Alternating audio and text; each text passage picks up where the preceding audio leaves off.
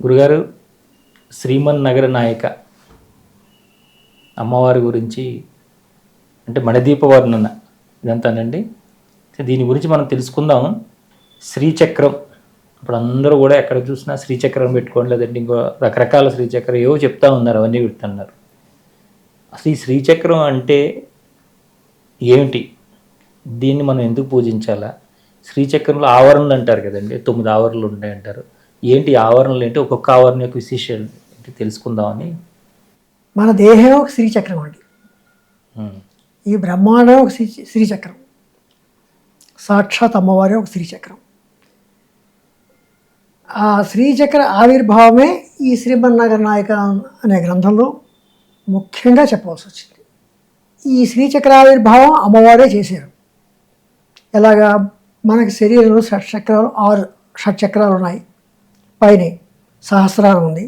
ఈ 2 కాకుండా ద్వాదశాంతం, తర్వాత బ్రహ్మరంధ్రం, ఇలా ఉన్నాయి. మొత్తం 9. మనం మామూలుగా మఠం వేసుకుని ఒక ధ్యానం చేస్తున్నట్టుగా చేతులు 2 పెట్టుకుని కూర్చుంటే మన శరీరమే ఒక శ్రీచక్రం.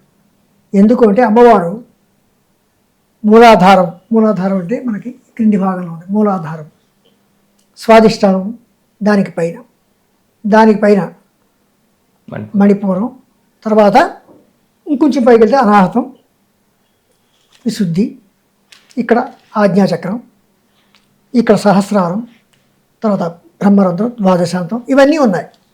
ఈ 9 ఆవరణలు. మన శరీరం ఒక శ్రీచక్రం అయితే అమ్మవారు కూడా తన శరీరం నుండే మూలాధారం నుంచి ఒక ప్రథమ ఆవరణ త్రైలోక్య మోహన చక్రం, తర్వాత ఆ పైన స్వాదిష్టానం నుంచి సర్వాస పరిపూర్ణ చక్రం, అలాగా ఒక్కొక్క చక్రాన్ని చేసి శ్రీచక్రం అమ్మవారి వల్ల ఆ విధంగా ఆవిర్భవించింది శ్రీచక్రం.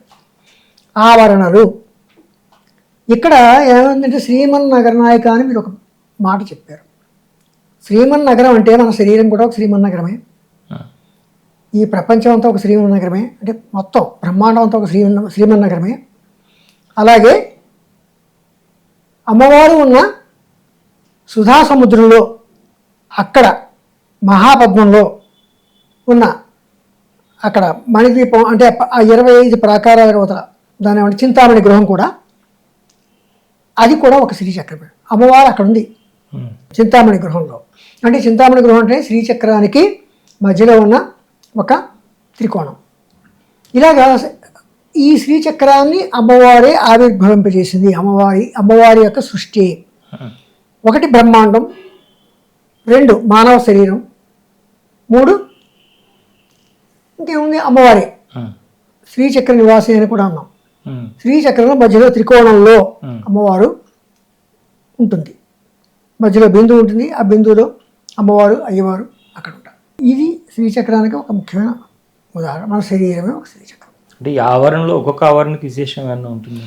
ప్రతి ఆవరణకి చూడండి, త్రైలోక్య మోహన చక్రము అని ఒక చక్రం ఉంది. త్రైలోక్య మోహన చక్రం అంటే ఏమిటి? మోహన చక్రము. త్రైలోక్య 3 లోకాలని కూడా మోహింపజేయగలిగినటువంటి చక్రము త్రైలోక్య మోహన చక్రము అని చెప్పన్నారు.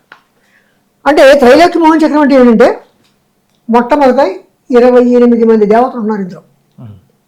అలాగా త్రైలోక్య మోహన చక్రం అంటే భూపురము 1, భూపురము 2, భూపురము 3.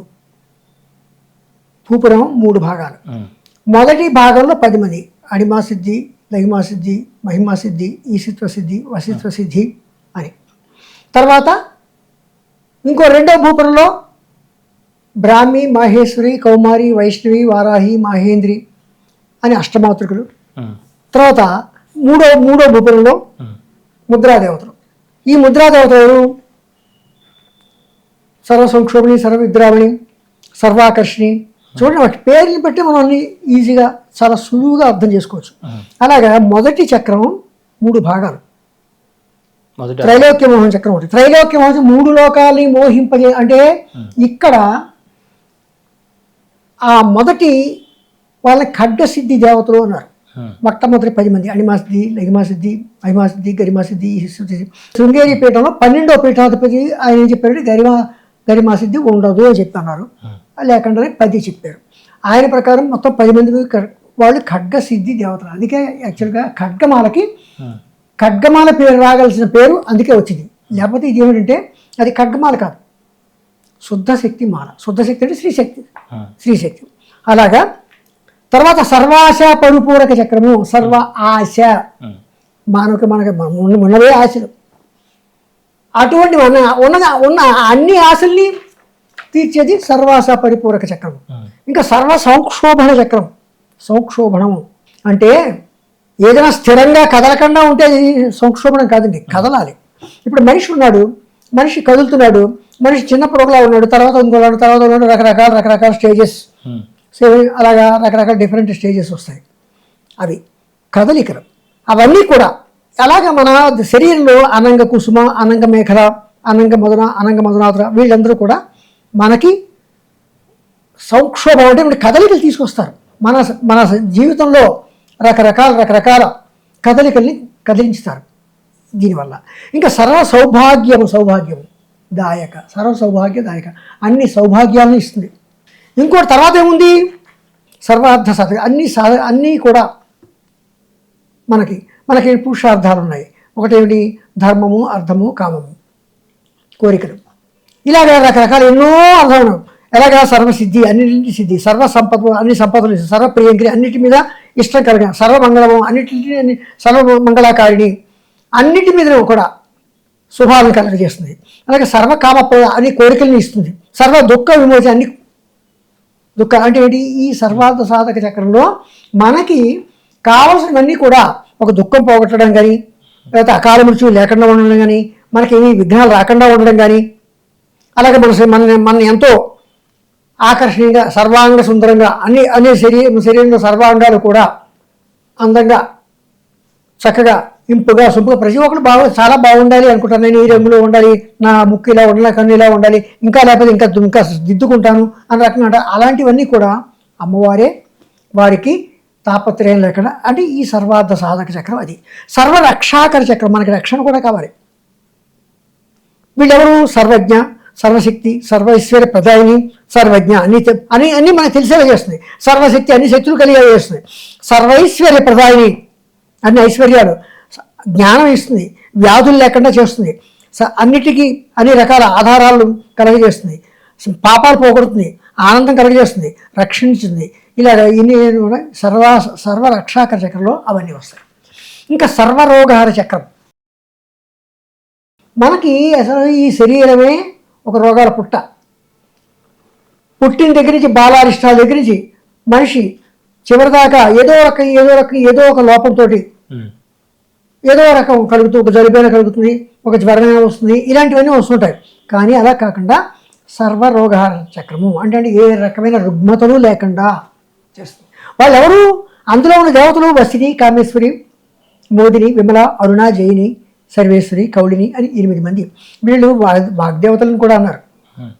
ఈ 7 ఆవరణ సర్వరోగహర చక్రం. ఆ చక్రం పేరు అంటే ఏమిటి, మనం ఆ చక్రంలో ఆ దేవతల్ని, ఆ దేవతల యొక్క స్థానాలు ఎక్కడ ఉన్నాయి ఇందులో ఆ బొమ్మలు ఇచ్చాం. ఈ రకంగా బొమ్మలు ఇచ్చి వారి యొక్క నెంబర్లు అవన్నీ ఇచ్చి వారి యొక్క స్థానాలు చేసాం. అంటే ఏంటి, మనం ఖడ్గమాల అంటే శ్రీచక్రమే, ఖడ్గమాల చదువుతున్నప్పుడు ఈ దేవతలు ఎక్కడెక్కడ ఉన్నారో చూసుకుని గుర్తించుతూ మనం చదువుకోవడం కోసం ఆ రకంగా. అలాగే సర్వసిద్ధిప్రద, అన్ని రకాల సిద్ధులు సిద్ధింపజేస్తుంది. అది 8వ చక్రం. బాణిని, చాపిని, పాసిని, అంకుశిని, మహాకామేశ్వరి, మహావజ్రేశ్వరి, మహాభగవాని, ఇలాగా వీళ్ళు. ఇంకా సర్వానందమయము, అమ్మవారు అనుగ్రహం ఉంటే అన్నీ ఆనందాలే. అమ్మవారు ఎక్కడుందో అక్కడే మనకి అన్ని ఆనందాలు కలుగుతాయి. కనుక ఆ చక్రంలో అమ్మవారు సర్వానందమయ చక్రంలో ఎలా ఉంటుంది, మహామహేశ్వరి, మహారాజ్ఞి, మహాశక్తి, మహాగుప్త, మహాజ్ఞప్త, మహా ఆనంద, మహాస్కంధ, ఇలా అమ్మవారు తన యొక్క రూపాలతోటి సర్వానందమయ చక్రంలో ఉంటుంది. ఈ సర్వానందమయ చక్రం దాకా మనం ఇవన్నీ స్మరించుకుంటూ వచ్చేసరికల్లా అక్కడ మనకి కలిగే ఆనందం అంటే త్రికరణ శుద్ధిగా మనము శ్రీచక్రాన్ని ఆరాధిస్తే, శ్రీచక్రాన్ని పూజించితే మనకు అవన్నీ కాదు. శ్రీచక్రాన్ని పూజించడం అంటే నవావరణార్చన ఇవన్నీ చేస్తుంటారు. కానీ నవావరణార్చన కన్నా గొప్పది ఏమిటంటే అది చాలా సమయం పడుతుంది. దాదాపు 8 నుంచి 9 గంటల దాకా సమయం పడుతుంది. అంత శ్రమ లేకుండా 10 నిమిషాల్లో ఖడ్గమాల స్తోత్రం అనేది ఒకటి ఉంది. ఆ ఖడ్గమాల స్తోత్రం వల్ల ఇవన్నీ నవావరణ పూజ చేసినంత శ్రీచక్రాన్ని ఆరాధించే ఫలితం కలుగుతుంది.